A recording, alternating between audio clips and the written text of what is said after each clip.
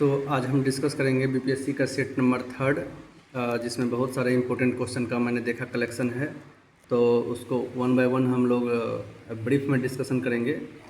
तो first question पे चलते हैं। इसे जूम कर लेता हूँ थोड़ा।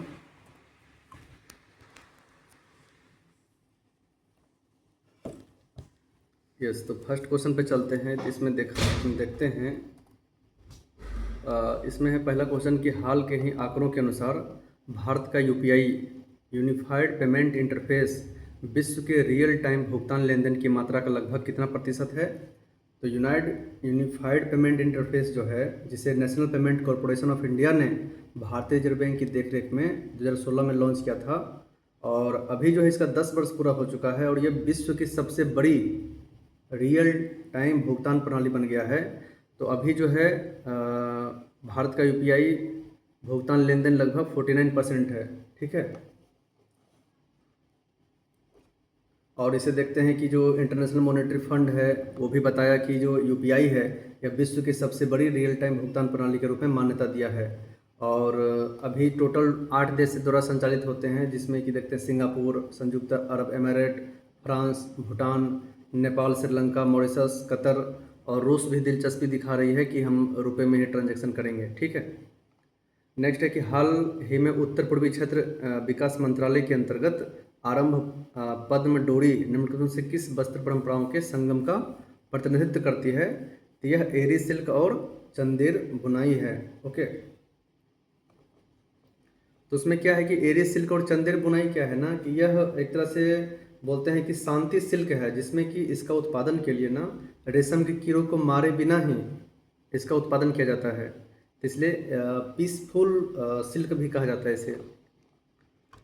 थर्ड नंबर में क्या है कि हाल ही में चर्चा में रही ऑपरेशन व्हाइट स्ट्राइक किस एजेंसी द्वारा संचालित की गई थी। तो नारकोटिक्स कंट्रोल ब्यूरो, और इसमें देखते हैं कि लगभग 1750 करोड़ का जो कोकिन है उसको जब्त किया गया था। ठीक है, फोर्थ नंबर में देखते हैं कि प्रोसिपिस जूलीफ्लोरा के बायोमास का उपयोग कर भारत का ग्रीन मेथनॉल उत्पादन का संयंत्र कहाँ चल रहा है। तो दीनदयाल उपाध्याय। एक्चुअली क्या है कि एक कटीली झाड़ी है यह प्रोसिपिस जूलीफ्लोरा, और यह जो है ना मरुस्थलीकरण रोकने और ईंधन लकड़ी देने के लिए शुष्क क्षेत्र में इसको बढ़ावा दिया जाता है। और इसी से क्या है ना कि भारत जो है पहला ग्रीन मेथनॉल प्लांट शुरू किया है, तो दीनदयाल उपाध्याय बंदरगाह में। ओके, नेक्स्ट है कि सूचना एवं प्रसारण मंत्रालय ने 57वें भारतीय अंतर्राष्ट्रीय फिल्म महोत्सव के किसे महोत्सव निदेशक चुना गया है। तो आशुतोष गोवड़ीकर को। ओके, ये स्टैटिक क्वेश्चन, ये डायनेमिक क्वेश्चन है। अभी देखिए आईएनएस जो इंडियन नेवल सर्विस जो है ना, तो महेंद्रगिरी जो है यह Mazagon dock ship builders limited द्वारा बनाया गया है। बिल्कुल सही। और यह स्टेल्थ फ्रिगेट की नीलगिरी श्रेणी से संबंधित है। बिल्कुल सही है। और यह प्रोजेक्ट 70A, जो प्रोजेक्ट 70A है ना, उसके तहत क्या है कि स्टेल्थ निर्देशित मिसाइल फ्रिगेट सिस्टम बनाने का दिया गया है काम। तो जिसमें कि देखते हैं कि यह भारतीय नौसेना को सौंपा गया ना, यह चौथा की जगह यहाँ छठा होना चाहिए। और इसके पहले जो है आईएनएस शिवालिक है। ठीक है, सॉरी, आईएनएस नीलगिरी है, उसके बाद एक उदयगिरी है, हिमगिरी है, तारागिरी, महेंद्रगिरी, दूनगिरी, बिंदगिरी। तो टोटल जो है ना 6ठा नंबर का ये महेंद्रगिरी सौंपा गया है। तो 6 का ए हो जाएगा। अब चलते हैं 7 में।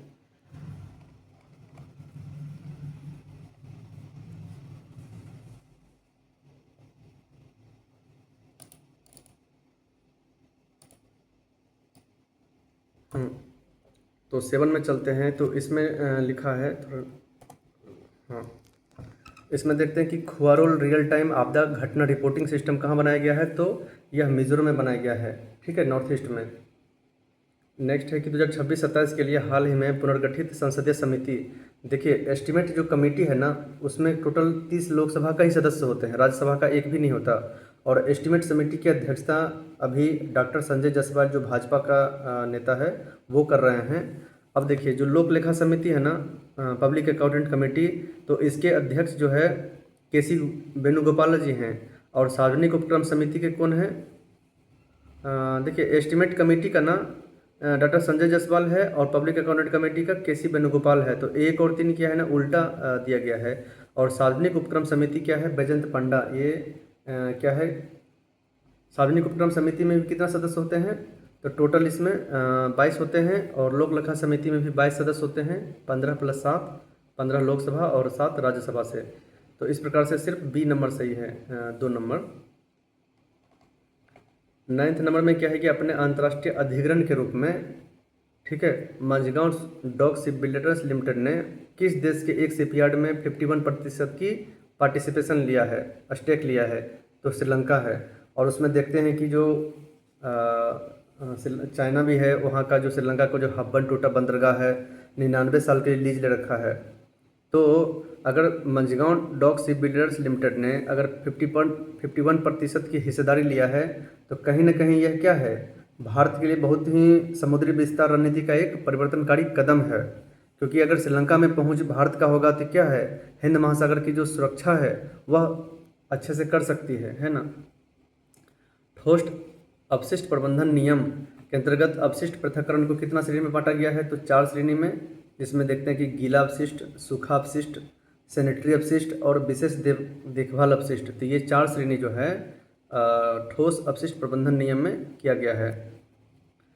अभी देखिए, ईंधन की जो गुणवत्ता है, क्वालिटी है, उसमें RON क्या है? रिसर्च ऑक्टेन नंबर है ना, रिसर्च ऑक्टेन नंबर। और इसमें कहा जाता है कि पेट्रोलियम प्राकृतिक गैस मंत्रालय द्वारा जो अधिशेष ईंधन के लिए 95 के उच्चतम जो RON नंबर होना चाहिए 95 से ऊपर होना चाहिए। 12 नंबर में देखते हैं कि इसमें देखिए कि NCERT जो है ना, national council of education research and training है ना, NCERT। तो NCERT को विशेष कैटेगरी में इसको एक यूनिवर्सिटी का दर्जा किया है, ना कि सामान्य श्रेणी में, ठीक है। तो अब क्या है कि यह अपने UGC के विनिमय के अधीन स्वतंत्र रूप से शैक्षिक उपाधि दे सकता है, डिग्री कॉलेज खोल डिग्री दे सकती है। तो इस प्रकार से 12 का क्या है ना, 2 और 3 सही है, लेकिन यहाँ विशेष श्रेणी होना चाहिए था। अब आते हैं 13 में। 13 में देखते हैं कि अंतरिक्ष वेंचर कैपिटल फंड। अब जैसा कि लिखा है कि अंतरिक्ष यानी स्पेस से रिलेटेड होगा, है ना। तो अंतरिक्ष वेंचर कैपिटल फंड भारत का पहला समर्पित निवेश फंड है, जो विशेष रूप से किसके लिए? तो अंतरिक्ष क्षेत्र के लिए, ठीक है। अंतरिक्ष क्षेत्र के लिए अंतरिक्ष क्षेत्र के लिए निवेश को आकर्षित करने का एक फंड बनाया गया है। यह अंतरिक्ष स्टार्टअप हेतु भारत का पहला समर्पित वेंचर कैपिटल फंड है, बिल्कुल सही। और यह SIDBI small industry development bank of India यानी सिडबी वेंचर कैपिटल लिमिटेड को इसका निवेश प्रबंधक नियुक्त किया गया है। इसको क्या करेगी? वह रेगुलेट करेगी। इस फंड के लिए 2000 करोड़, यह 2000 करोड़ नहीं दिया गया है, इसके लिए 1005 करोड़ रुपए के साथ क्रियाशील किया गया है, ठीक है। 1005 करोड़।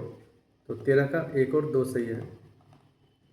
रक्षा मंत्रालय ने हाल ही में भारतीय नौसेना के लिए सिटल मिसाइल प्रणाली की खरीद हेतु अनुबंध किया है। ये किसके साथ अनुबंध किया है? ये रूस के राज्य स्वामित्व वाली एक रक्षा निर्यात एजेंसी JSC के साथ समझौता किया है। तो उसमें यह बोला गया है कि यह सतह से हवा जो है ना, अपना डिफेंस को रोक सकता है, ठीक है। तो यह नौसैनिक उद्योगों को लक्षित करने वाले हवाई खतरों को बचाने के लिए, कि जैसा देख सकते हैं कि अभी जो रणनीतिक और राजनीतिक जो परिदृश्य बदल रही है, जिसमें देश की आंतरिक के साथ साथ बाह्य सुरक्षा सुनिश्चित करना बहुत महत्वपूर्ण है।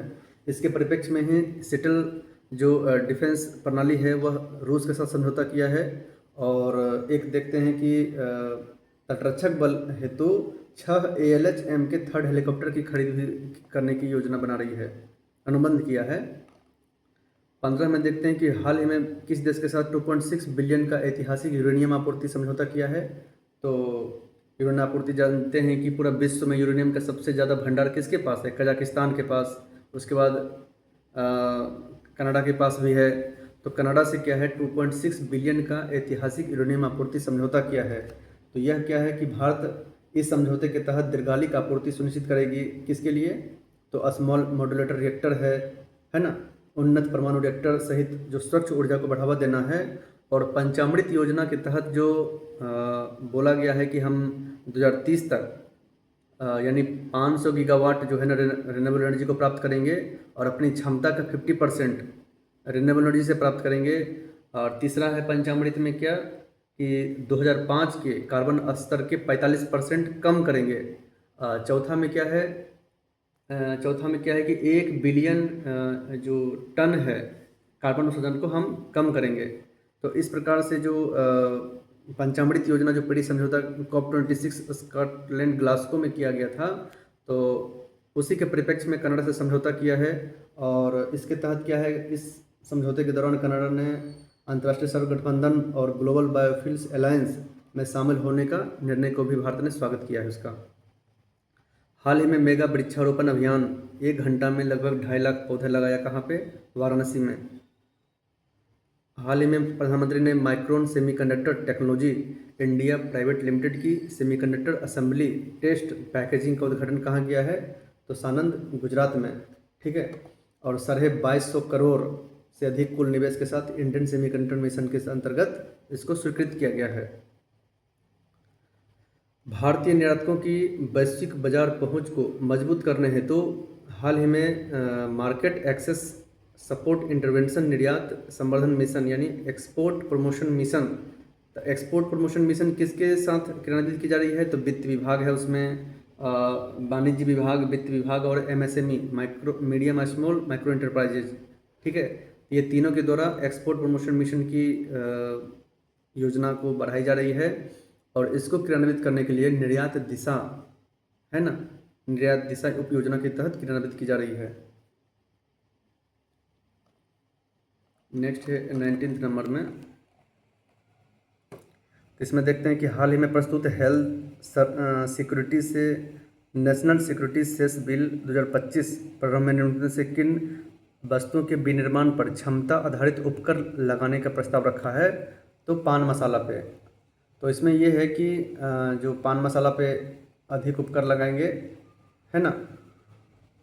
और इसमें दिया गया कि इस पर उपकर लगा करके हम लोग स्वास्थ्य और जो राष्ट्रीय सुरक्षा है उसमें इसका व्यय का समर्थन करेंगे। हम लोग जो इससे प्राप्त राशि होगा उसको कहाँ यूज़ करेंगे? तो राष्ट्रीय सुरक्षा और जन स्वास्थ्य पर व्यय के समर्थन के हेतु भारत की संचित निधि में इसका जो पैसा आएगा उसमें जाएगा। तो पान मसाला आंसर इसका सही है। यूरोपीय संसद ने हाल ही में जातीय एकता कानून यानी एथनिक यूनिटी लॉ की निंदा करते हुए एक प्रस्ताव पारित किया। तो यह किस देश के द्वारा लाया गया था? तो चाइना के द्वारा। ठीक है। इसमें था कि जो तिब्बत है उसका तिब्बत की जो क्या बोलते हैं उसमें उनकी जो सांस्कृतिक है, सामाजिक है, उसको मिटाने का प्रयास किया जा रहा था इसके अंतर्गत। देखिए USTR की 2026 की रिपोर्ट के अनुसार भारत सहित कितने देशों को बौद्धिक संपदा अधिकारों की सुरक्षा को लेकर के चिंताओं के कारण प्रायोरिटी वॉच लिस्ट में रखा गया है। तो इसमें देखते हैं कि चिली, चाइना, भारत, इंडोनेशिया, रूस और वेनेजुएला। ठीक है। इसको पेटेंट, कॉपीराइट और ट्रेडमार्क जैसे बौद्धिक संपदा की अधिकारों की सुरक्षा एवं परिवर्तन को लेकर के चिंताएं दी गई है और इसको प्रायोरिटी वॉच लिस्ट में रखा गया है। तो भारत सहित पूछेगा तो 6 है और अगर भारत को छोड़कर पूछेगा तो 5 है।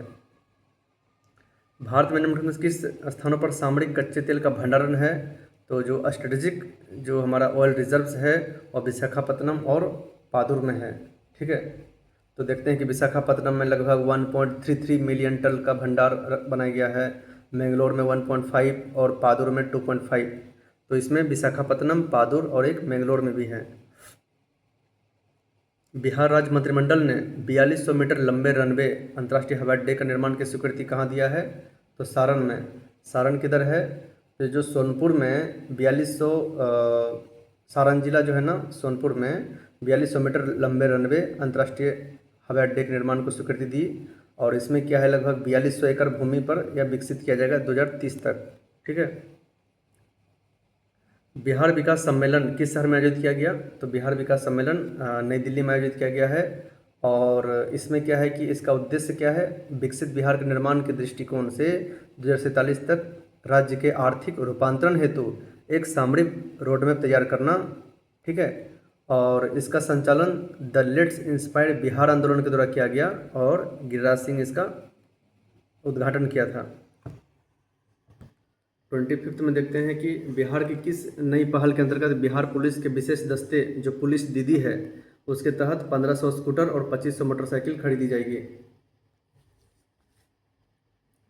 मिजोरम देखिए, तो मिजोरम देखेंगे ना कि जो इंडिया का मैप है ना, इंडिया का मैप देखेंगे तो इसका जो लास्ट साइड है नॉर्थ ईस्ट में तो म्यांमार से टच करती है। तो ऊपर से देखते हैं कि अरुणाचल प्रदेश, नागालैंड, मणिपुर, मिजोरम। अब मिजोरम जो है ना नीचे बांग्लादेश से भी थोड़ा टच करती है। तो यहाँ मिजोरम की सीमा बांग्लादेश म्यांमार से लगती है और मिजोरम बांग्लादेश म्यांमार दोनों से साझा करने वाला एकमात्र पूर्वोत्तर राज्य है, बिल्कुल सही। और मिजोरम की सीमा चीन से भी लगती है, गलत है क्योंकि मिजोरम तो नीचे है ना और चीन से अरुणाचल प्रदेश ऊपर टच करती है। इस प्रकार से 1 और 2 सही है। कौन सी पर्वत श्रृंखला सिंध गंगा मैदान को दक्कन के पठार से अलग करती है? तो विंध्य श्रेणी जो है ना दोनों को डिवाइड करती है और इसी के जो है ना विंध्य श्रेणी के ही डाउन से नर्मदा नदी भ्रंश घाटी से होकर के बहती है, अरब सागर में गिरती है। अभी देखिए उष्णकटिबंधीय चक्रवात के ऊर्जा का प्राथमिक स्रोत लेटेंट हीट मुक्त होना है। इसमें देखते क्या होता है कि उष्णकटिबंधीय चक्रवात कब आते हैं? गर्मी के समय में, जिसमें क्या है कि समुद्र की सतह से गर्म नम वाष्पित होकर ऊपर उठता है और ऊपर जाकर क्या है कंडेंसेशन यानी संघनित होकर के बादल बनाती है और संघनन प्रक्रिया के आसपास के वायुमंडल में भारी मात्रा में लेटेंट हीट क्या करती है? मुक्त करती है ना। उष्णकटिबंधीय चक्रवात निम्न तो सही है, लो प्रेशर बेल्ट में शुरू होता है, क्योंकि अगर हवा गर्म होगी ना तो प्रेशर क्या डाउन होता है और उसके रिस्पेक्ट में स्थल में प्रेशर क्या है हाई होता है। सॉरी, उसमें क्या होता है कि हाई हो जाता है उस समय। उष्णकटिबंधीय चक्रवात के केंद्र में आई होता है, तो बिल्कुल सही, आई के रूप में ऊपर उठता है और संवहनीय वर्षा कराती है। तो 28 का 1 2 3 तीनों सही है। देखिए जेट धाराएं जो है ना, जेट स्ट्रीम, ये उपोष्ण पश्चिमी जेट धारा पश्चिमी विक्षोभ जो वेस्टर्न डिस्टर्बेंस कहाँ से उठती है? यह जो भूमध्य सागर से उठती है उसकी गति को प्रभावित करती है, क्योंकि पश्चिमी जेट धाराएं शीत ऋतु में आती है लेकिन पूर्वी जेट धाराएं उष्ण ऋतु में यानी गर्मी ऋतु में। तो पश्चिमी विक्षोभ ऊपरी वायुमंडल में पश्चिमी प्रभाव के साथ गति करती है और हिमालय के दक्षिणवर्ती क्षेत्र से प्रवाहित होती है। उष्णकटिबंधीय पूर्वी जेट धाराएं मुख्यतः इनकी उत्पत्ति को उत्तरदायी है, गलत है, क्योंकि उष्णकटिबंधीय पूर्वी नहीं पश्चिमी जेट धारा, ठीक है ना।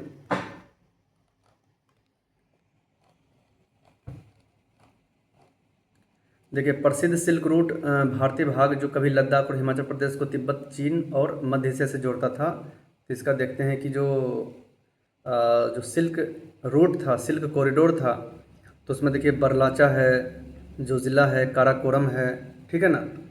उसके बाद देखिए चांगला, खारदुंगला, लानकला, सिपकिला, लिपुलेख, नीति दर्रा, माना दर्रा, है ना। उत्तराखंड का जो नीति माना लो है ना शॉर्टकट, नीति दर्रा, माना और लिपुलेख दर्रा, सिपकिला जो हिमाचल प्रदेश का है। तो ये सब क्या है ना उसका सिल्क रूट था, तो जिसमें जलेपला और पीरपंजाल नहीं है।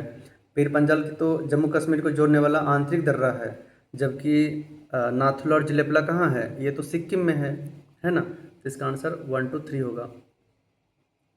उत्तराखंड, उत्तर प्रदेश और बिहार, पश्चिम बंगाल, सिक्किम तो पता ही है कि नेपाल टच करती है, जिसमें कि बिहार से नेपाल का जो टोटल 7 जिला, बिहार का 7 जिला नेपाल से टच करती है, जिसमें देखिए किशनगंज, अररिया, उसके बाद कौन सा था सुपौल, मधुबनी, सीतामढ़ी, पश्चिमी चंपारण, पूर्वी चंपारण। वहीं झारखंड से देखते हैं तो 8 जिला टच करती है, यूपी से भी 8 जिला और पश्चिम बंगाल से 3 जिला। मोनाजाइट जो थोरियम का एस्क है, तो यह यूरेनियम युक्त एक फॉस्फेट खनिज है। अब मोनाजाइट का भंडार केवल भारत के पूर्वी, ये गलत है क्योंकि पूर्वी और पश्चिमी दोनों क्षेत्र में पाया जाता है ना। जिसमें देखिए कि ये भंडार लगभग उड़ीसा, केरल, आंध्र प्रदेश, तमिलनाडु, पश्चिम बंगाल, गुजरात, महाराष्ट्र, झारखंड, है ना। तो यह पूर्वी पश्चिमी दोनों क्षेत्र में पाया जाता है, इसलिए केवल एक ही सही होगा। भारत ने हाल ही में 2035 तक नेशनल डिटरमिन्ड कंट्रीब्यूशन जो एनडीसी है ना, वह क्या है कि पेरिस समझौता के अंतर्गत जो 2015 में पेरिस समझौता हुआ और जिसे COP21 कहते हैं और 17 गोल डिसाइड किया गया। तो उसमें बोला गया कि जो सस्टेनेबल डेवलपमेंट गोल नंबर 7 है ना, क्लीन एंड सैनिटेशन एनर्जी, तो उसमें क्या है कि भारत को बोला गया था कि 2000 भारत ने अपना लक्ष्य रखा कि 2030 तक हम अपने क्षमताओं का 50% रिन्यूएबल से प्राप्त करेंगे। बट भारत ने क्या किया, 5 साल पहले यानी 2025 तक ही लगभग 251.5 गीगावाट प्राप्त कर लिया। अब इसने बोला है भारत ने कि 2035 तक हम 60% हिस्सेदारी लेंगे, हिस्सेदारी बढ़ाएंगे गैर जीवाश्म ईंधन में, जो भारत के लिए जलवायु परिवर्तन की दिशा में एक अधिक निर्णायक कदम साबित हो रहा है। कौन सा देश अरास नदी जो एक प्राकृतिक और आधुनिक भूराजनीतिक सीमा बनाती है? तो ईरान और अजरबैजान। और जैसा कि देखते हैं कि ईरान और अजरबैजान क्या है, शिया आबादी का घर है, तो ये दोनों का सीमा बनाती है। इंदिरा पॉइंट कहाँ है? तो इंदिरा पॉइंट ग्रेट निकोबार द्वीप में 910 स्क्वायर किलोमीटर में फैला है और भारत का सबसे दक्षिणतम बिंदु है इंदिरा पॉइंट। देखो, ग्रेनाइट के दो मुख्य घटक खनिज होते हैं, कौन सा? सिलिका और एल्युमिनियम होते हैं, है ना। देखिए, रिटर्निंग जो मानसून कब आते हैं? तो रिटर्निंग जो मानसून है वह लगभग शरद ऋतु में यानी अक्टूबर नवंबर में होता है। और लौटते समय क्या करता है कि बंगाल की खाड़ी से नमी, है ना, बंगाल की खाड़ी से नमी ग्रहण करती है और जो दक्षिण पूर्वी तट यानी कोरोमंडल पर पहुंचती है ना, तो तमिलनाडु में भारी वर्षा कराती है। तो इसका क्या है कि 1-2 सही है। और लौटने के दौरान भारत के अधिकांश भागों में मानसूनी पवने से समुद्र से स्थल, देखिए इसका कंसेप्ट समझिए क्या है। अब लौट रही है मानसून मतलब क्या है कि शरद ऋतु में स्थल क्या होगा कि ठंडा होगा, है ना, और स्थल ठंडा होगा तो क्या बनेगी? High pressure. और जब समुद्र उसके रिस्पेक्ट में क्या होती है, हल्का गर्म होती है, तो वो लो प्रेशर बेल्ट बनाती है। तो हाई प्रेशर से लो प्रेशर यानी उस समय स्थल से समुद्र की ओर बढ़ती है, ना कि समुद्र से स्थल, ठीक है। अब देखिए, गंगा नदी, दो नदी का संगम है, भागीरथी और अलकनंदा। तो भागीरथी नदी जो कि कहाँ से निकलती है? गंगोत्री हिमनद से। और अलकनंदा बद्रीनाथ के निकट से निकलती है। और जब दोनों मिलती है तो उसके गंगा नदी कहते हैं। देखिए, गंगा नदी के बारे में बताते हैं कि गंगा नदी लगभग 2525 किलोमीटर इसकी कुल लंबाई है। और बिहार में इसकी लंबाई की बात करें तो 445 किलोमीटर है। और गंगा नदी जब बिहार में प्रवेश करती है बक्सर से, और आउट कहाँ से होती? तो कटिहार के निकट में, ठीक है। बिहार से यह टोटल 12 जिला से क्रॉस करती है, जिसमें कि देखते हैं कि अगर पश्चिमी दिशा से देखते हैं तो बक्सर है, भोजपुर, सारण, पटना, वैशाली, समस्तीपुर, बेगूसराय, खगड़िया, लखीसराय, मुंगेर, भागलपुर और कटिहार के बाद आगे निकल जाती है। तो इसका जो बिहार में कैचमेंट एरिया है, टोटल जलग्रहण क्षेत्र 15,165 वर्ग किलोमीटर है, ठीक है ना। तो इस प्रकार से 1 और 3 है। जबकि पटना में गंगा नदी की लंबाई मात्र 99 किलोमीटर है, ना कि 100 किलोमीटर, इसलिए वो गलत है। देखिए, इसमें देखिए कि हम लोग को मिलान करना है कि कौन सा समझौता कब हुआ है। तो इसमें देखिए कि कोसी समझौता 1954 में हुआ है, 1954 में। गंडक समझौता 1959 में। त्रिवेणी बैराज का जो पूर्ण होना ये कब हुआ है? तो 1965 में। और बागमती परियोजना का पुनरुद्धार 2016 में हुआ है। इस कोसी समझौता 1954, गंडक 1959, त्रिवेणी 1965 और बागमती 2016। तो इस प्रकार से इसका आंसर 1, 2, 3, 4 हो जाएगा। कर्मनासा, हरोहर, बलान, पुनपुन। तो देखिए, कर्मनासा नदी, हरहर नदी, पुनपुन नदी, किऊल, अजय सब दक्षिण से गंगा में मिलती है। जबकि जो बलान नदी है ना, उत्तर से बलान, कोशी, बागमती, कमला, गंडक, बूढ़ी गंडक, महानंदा, वो सब उत्तर बिहार से गंगा मिलती है, उत्तरी ओर से, इसलिए सी गलत है।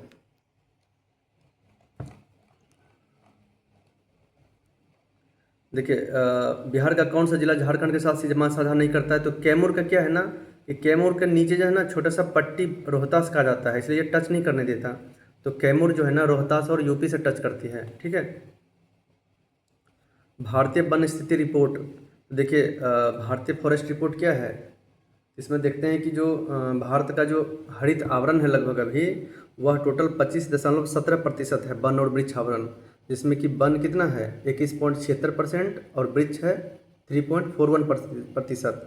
तो 2021 से 23 के बीच में शुद्ध वन आवरण में क्या है ना, कमी नहीं आया है, वो क्या है कि वृद्धि आया है। और कितना वृद्धि हुआ है? तो 0.61%। जैसा कि पिछले बार 20 कितना था, लगभग था 21.23% था, अभी 21.76% हो गया, लगभग 0.53% बढ़ के। जबकि जो वृक्ष आवरण था ना, वह पहले कितना था, वो पहले था 2.91% और अभी 3.41% हो गया। तो कितना प्रतिशत वृद्धि हुआ? तो ये लगभग जो है ना 1445 वर्ग किलोमीटर बढ़ा है। तो इसलिए दोनों सही है, ये गलत बोल रहा है कमी। 44 में देखिए वैभव पहाड़ी, तो वैभव पहाड़ी नालंदा के राजगीर में है।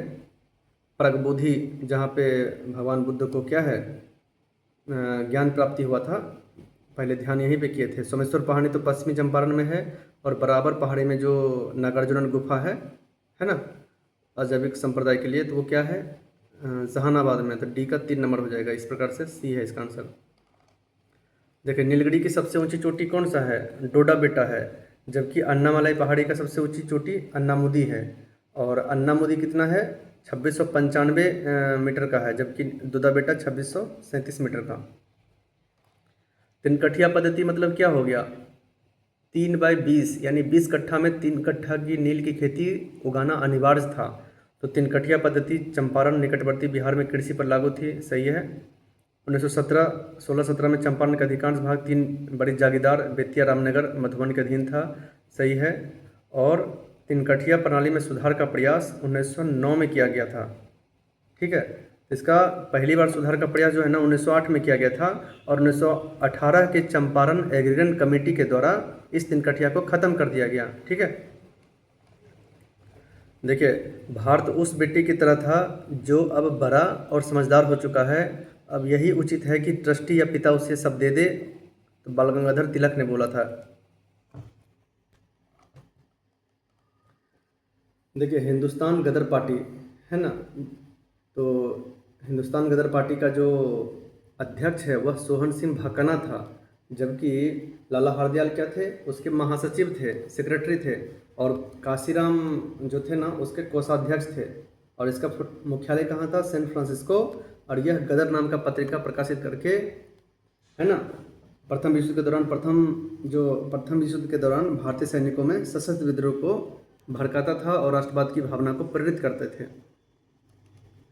इतिहास के औपनिवेशिक काल के दौरान भारत के निम्नलिखित बस्ती पर विचार कीजिए। तो टोटल जो उस समय जो 5 बस्ती था ना, पांडिचेरी, यनम, चंद्रनगर, कराईकल और माहे, तो इस पे जो है ना फ्रांसीसी ईस्ट इंडिया कंपनी की बस्तियां थी। विट्ठल भाई पटेल कौन थे? तो सरदार वल्लभ भाई पटेल के बड़े भाई थे, है ना। और यह विधानसभा के अध्यक्षता भी संभाले थे 1925 से 30 तक। तो उसी के समय भगत सिंह बटुकेश्वर दत्त ने केंद्रीय विधानसभा में बम फेंके, तभी वो अध्यक्षता कर रहे थे, बिल्कुल सही। क्योंकि भगत सिंह और बटुकेश्वर दत्त जो है बम कब फेंका था? 8 अप्रैल 1929 को, और ये अध्यक्षता 1925 से 1930 तक कर रहे थे। उन्होंने चौड़ी चौड़ी हत्याकांड जो 5 फरवरी 1922 को हुआ था, असहयोग आंदोलन को स्थगित करने पर महात्मा गांधी का विरोध किया था, ना कि समर्थन। और 1923 के स्वराज पार्टी के संस्थापकों में से एक थे। तो 1923 में जो स्वराज पार्टी के संस्थापक कौन थे? मोतीलाल नेहरू थे ना, तो उसी के समय ये भी साथ दिए थे। 51 में क्या है कि भारतीय दुर्दशा, देखिए भारतेंदु हरिश्चंद्र ने लिखा है, ठीक है।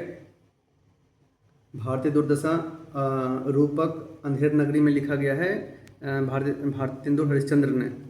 उसमें देखिए कि खूनी बैसाखी, जब जलियांवाला बाग हत्याकांड हुआ था 13 अप्रैल 1919 को, तो उसमें क्या है ना कि एक बच करके बाई कोइंसिडेंस बच करके निकल गया था, कौन? नानक सिंह ने।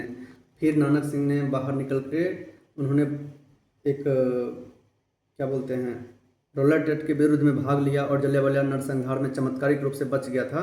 वह कविता के माध्यम से बताया कि किस तरह से उस समय खूनी बैसाखी का त्रासदी का मार्मिक वर्णन भी किए उन्होंने।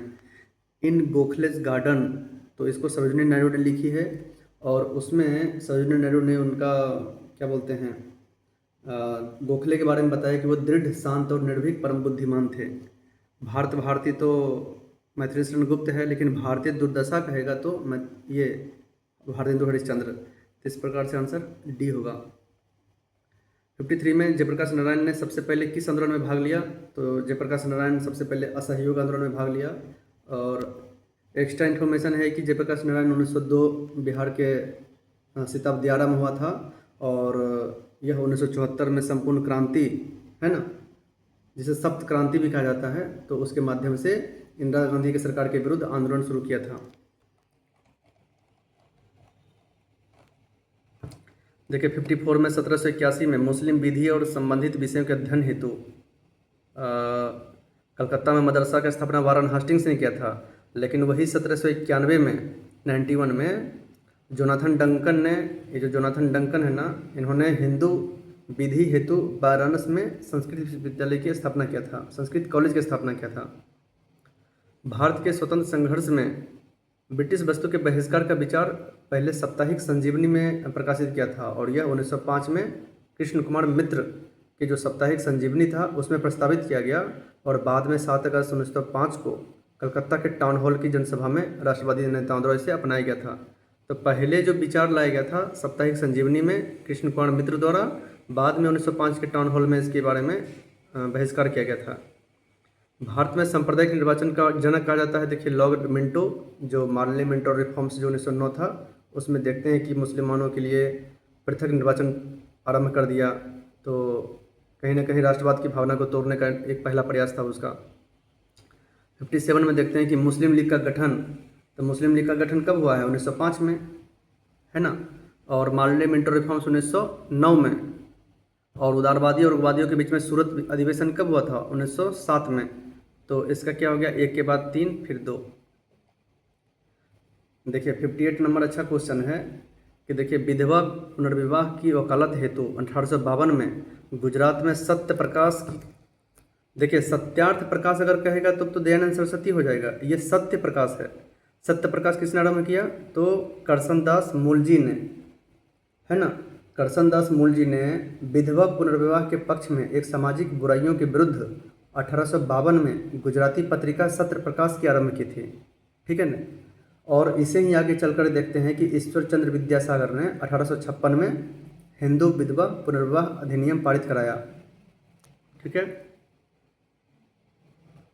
किस घटना के बाद गांधी ने कहा कि ऐसी सरकार सम्मान के योग्य नहीं है?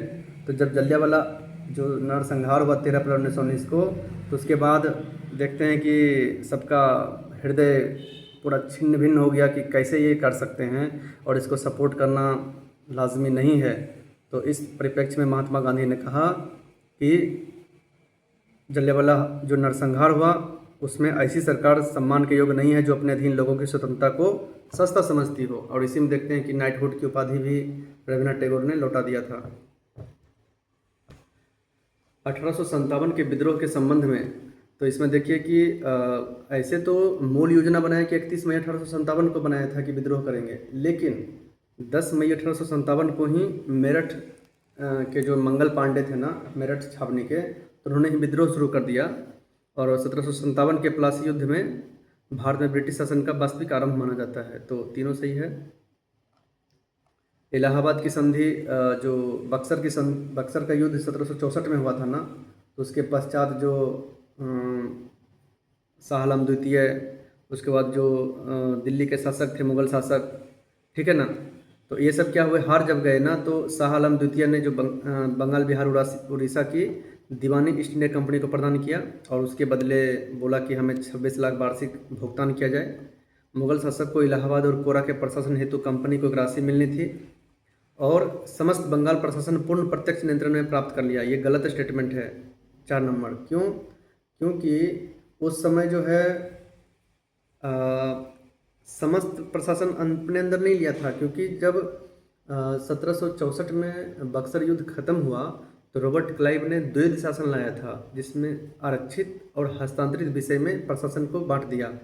आरक्षित विषय में जो वैदेशिक मामले हो, राजस्व हो, सैनिक हो, और हस्तांतरित में जो हो स्वास्थ्य हो, शिक्षा हो, या भी सार्वजनिक क्षेत्र में जो विकास हो, ठीक है।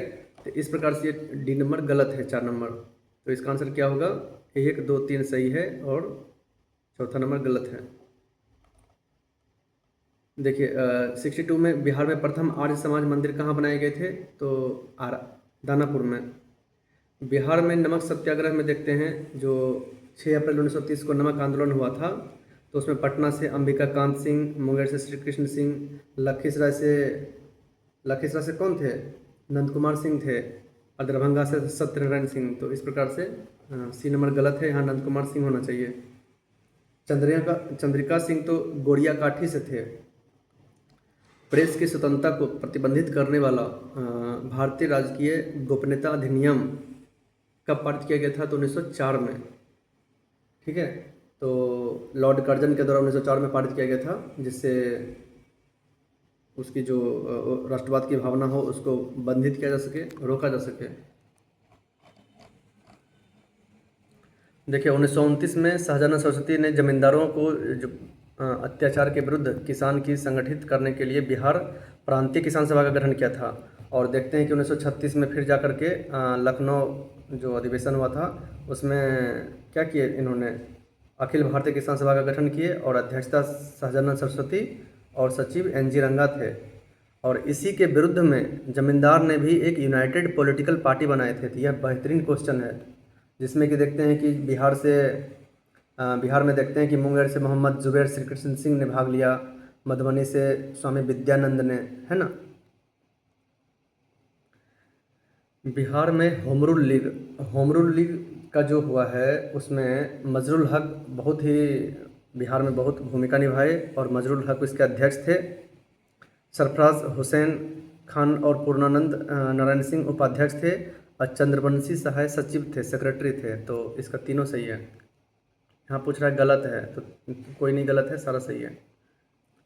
किस महिला क्रांतिकारी ने बिहार विद्यार्थी परिषद के हजारीबाग अधिवेशन की अध्यक्षता किया था? तो सरला देवी ने, है ना। हजारीबाग में बिहार विद्यार्थी परिषद जो कि असहयोग आंदोलन के दौरान 1921 में प्रिंस ऑफ वेल्स यात्रा के बहिष्कार का संकल्प किया था उसी समय। और ये प्रभावती जो देवी है ना, यह जयप्रकाश नारायण की पत्नी थी और एक स्वतंत्र सेनानी भी रही है ये। तो बिहार में यूरोपीय का आगमन, तो पहले पुर्तगाली आया, फिर ब्रिटिश, डच, फिर डेनिश। अब देखिए पुर्तगाली में अपना पहला फैक्ट्री कहाँ लगाया? मसाला और वस्त्र की जो पहला फैक्ट्री हुगली में लगाया था 1579-80 में। ब्रिटिश आया तो आलमगंज में, पटना में एक फैक्ट्री लगाया, और जिसे अभी सरकारी मुद्रणालय और गुलजार बाग जो जिसे बोलते हैं, है ना। तो पहला देखिए पुर्तगाली आया तो 1579-80 में हुगली में मसाला की फैक्ट्री लगाया।